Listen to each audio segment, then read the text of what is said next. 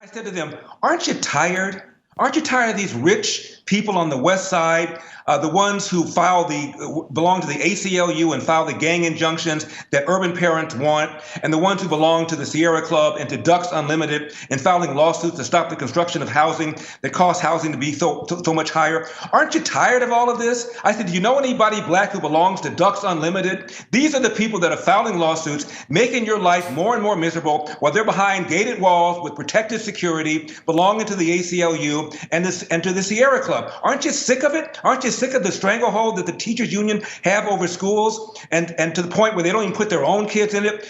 The average public school teacher, Jason, with school-age kids here at LAUSD, twice as likely to have their own kids in private school.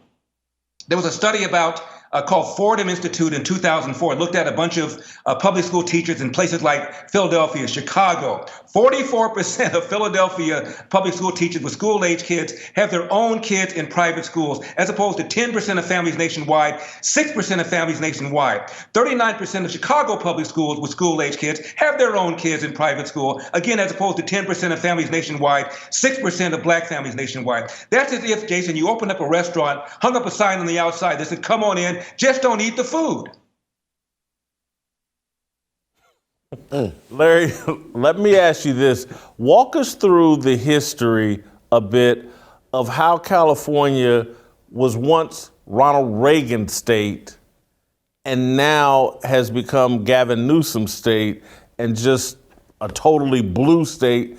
How did that transformation happen in California? For those, you've lived the history. Can you share it with us? It's demographics, Jason. That's simple. When Ronald Reagan was running, the largest group in California were whites. And the Democratic Party has lost the white vote ever since 1964. California, the largest minority group now is Hispanics.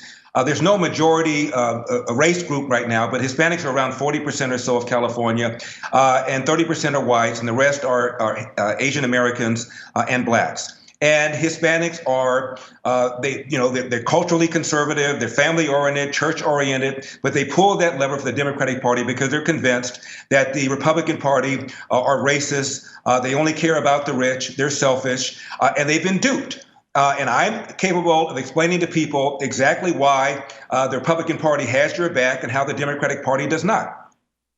I've been on radio for 30 years. And for 30 years, I've tried to get Jesse Jackson on my program. He won't come. 30 years, I tried to get Al Sharpton. He won't come. Louis Farrakhan won't come. But one so-called black leader, a term I'm not particularly fond of, did come on my program. He is Kiwese Mfume, then the president of the NAACP, former lawmaker from Maryland. He's now back in Congress from Maryland.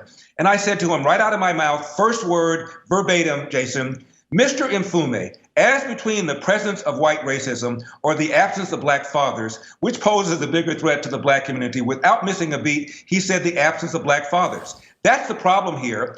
You take a wand, wave it over America, remove every smidgen of racism from the hearts of white people. Do you still have 70% of black people brought into the world without a father married to the mother? Do you still have a 50% dropout rate in urban high schools? Do you still have 25% of young black men living in the inner city having criminal records? Is the number one cause of preventable death for young black men homicide, as opposed to the number one cause of preventable death for young white men accidents like car accidents? If the answer is yes, yes, yes, and yes, I submit to you that yelling and screaming racism, which a lot of blacks and browns buy, is not the issue. The issue is those things that I've talked about and what we ought to be doing about it. And I can say that in the most effective way, more than any other Republican can say in this race, and they know it. And I can change minds. I can get people to rethink their assumptions. And that's what I intend to do when I'm lucky enough to get on this ballot and when I'm lucky enough to become the next governor of California.